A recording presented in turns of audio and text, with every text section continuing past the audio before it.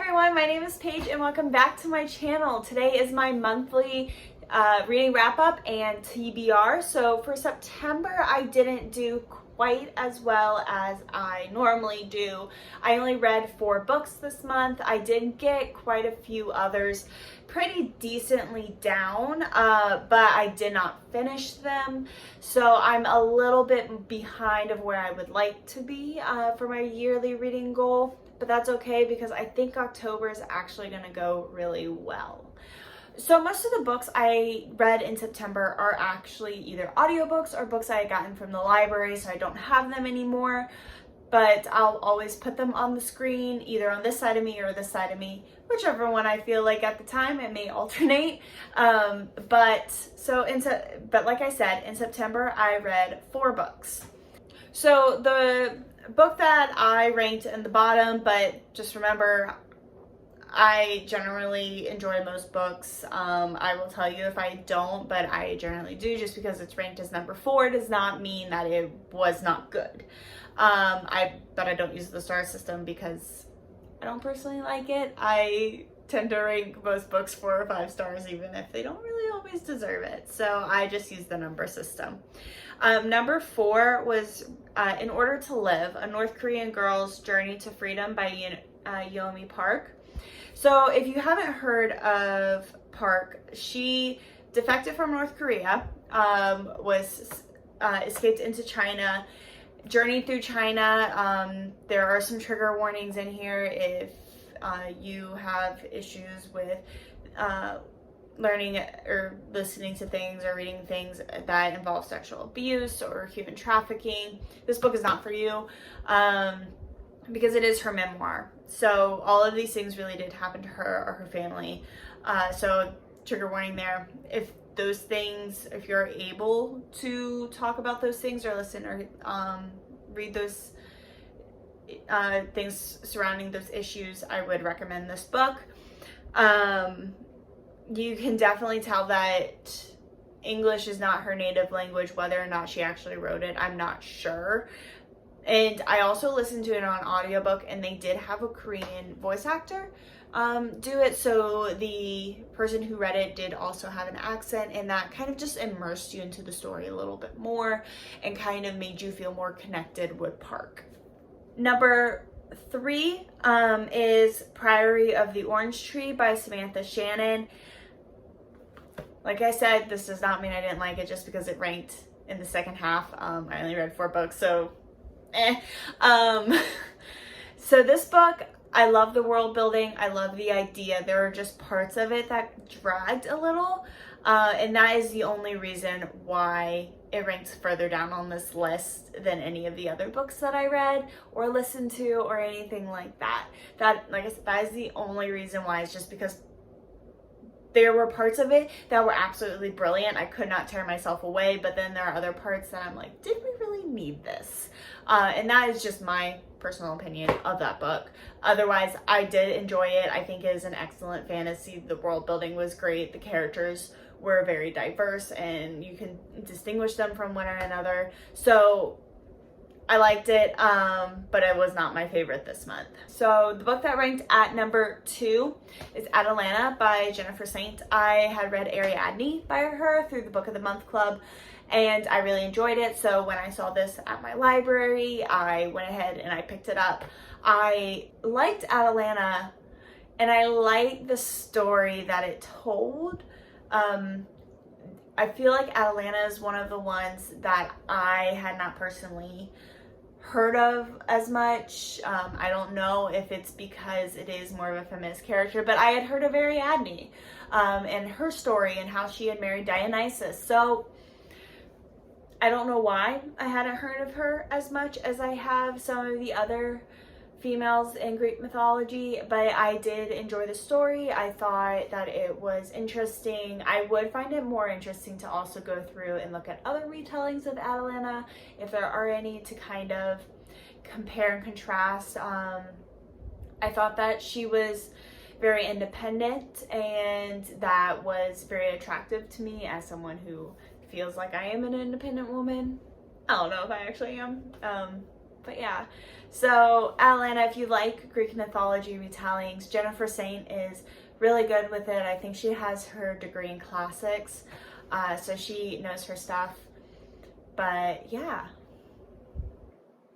The first one actually is one that I did have, and this is because this was the birthday book that I gave to myself. My birthday is at the end of the month, so I decided to go ahead and give myself a book while I was also buying presents for friends and family whose birthdays are also in September. So the first book is The Thursday Murder Club by Richard Osman. This book, it gave me all the vibes. I really enjoyed this book. Parts of it, there are just certain books that I read, then I'm like, I feel like I should be living in a cottage with a cup of tea and just talking to my English granny. I don't have an English granny, but that's how it makes me feel. So this book, if you haven't read it before, it's An Appeasement Retirement Village. Four unlikely friends meet in a peaceful retirement village. In a peaceful retirement village, four unlikely friends meet weekly in the jigsaw room to discuss unsolved crimes. Together they call themselves the Thursday Murder Club. When a local developer is found dead with a mysterious photograph left next to the body, the friends suddenly find themselves in the middle of their first live case. They might be senior citizens, but they are cleverer than most. As the bodies begin to pile up, can our unorthodox but brilliant gang catch the killer before it's too late? So this book was very good. Like I said, it had all the vibes.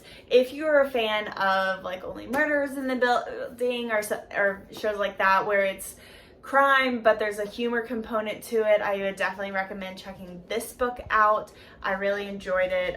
It is the one that I ranked number 1. So that's it for my wrap up. Like I said, it was only 4 books. I didn't read as much as I wanted to in September. Life just kind of got in the way. Some of the audiobooks that I listened to, one of the books that I was in the middle of when it returned itself to the library was The Wheel of Time by Robert Jordan. So I spent a lot of time listening to that, trying to get to finish with that, and I think I got 75% of the way through. So I was reading some pretty monster books in September. And I'm hoping October will go a little bit better for me. I'm not planning on reading for fun as much because my classes started up again. If you don't know, I'm doing a certificate program that is graduate level, so it has a lot of reading associated with it. But I do still try to read a chapter every day, whether it's a little chapter or a big chapter. Usually it's a little chapter because I'm tired. So my October TBR, I only have 3 books on here, and 2 of those are audiobooks because I do have 2 things where I am going to be driving more than 2 hours and each way, so I try to listen to audiobooks. Sometimes I don't, sometimes I decide to listen to music, but one of the audiobooks is only 6 hours long, so I don't think I'm going to have that much of a problem finishing it. So the first one is Slaughterhouse-Five by Kurt Vonnegut, and this one was actually recommended to me by somebody that I know, and so I'm going to give this one a try. I don't really know that much about it, but that's part of the adventure. I know it is considered like a modern classic, and it is important to literature, so I'm hoping that I'm going to enjoy it through and through, but we'll see. I'll let you guys know next month. The second one is Mistborn by Brandon Sanderson. This one is a longer one that I'm going to be listening to. I think it's about 25 hours long, but I'm excited to listen to it. I've never actually read or listened to Brandon Sanderson before, so this is going to be the first book. Yeah, it's going to be fun. I know a lot about him. I've actually watched his class that he had put online from BYU, so I like his personality, I like his vibes, so we're gonna see how this goes. And the third book, I think, is actually one of the ones that I had put on my September TBR, but I didn't get fully around to it. I've read like the first 3 chapters, and this is The Bone Season by Samantha Shannon. So this is about a girl who has these psychic abilities, and most of the time this means the death sentence in her society, but she manages to escape or work her way into a different position. But it's gonna be interesting. The main character's name is also Paige, so yay. So those are the 3 books that I have on my TBR this month. Like I said, I am not going all out because I have this class with my certificate program, and it looks like it's going to be a lot of reading, a lot of really intense like work, and in addition to regular work, it's going to take up a lot of my time. So, and I also want to keep putting out content for you guys. So there's going to be times where I don't write that much. There's going to be times where I don't read that much, and that's okay. It's a 10-week course. I can do anything for 10 weeks. I may be very tired by the end, but I can do it, and I'll be done by December, and then I'll have December and January off, so it'll be fine. So if you like what you saw here, be sure to like and subscribe. Like I said, my name is Paige. I post reading, writing, and travel related content. That's all for me today, and I will see you guys all very soon with another video. Bye.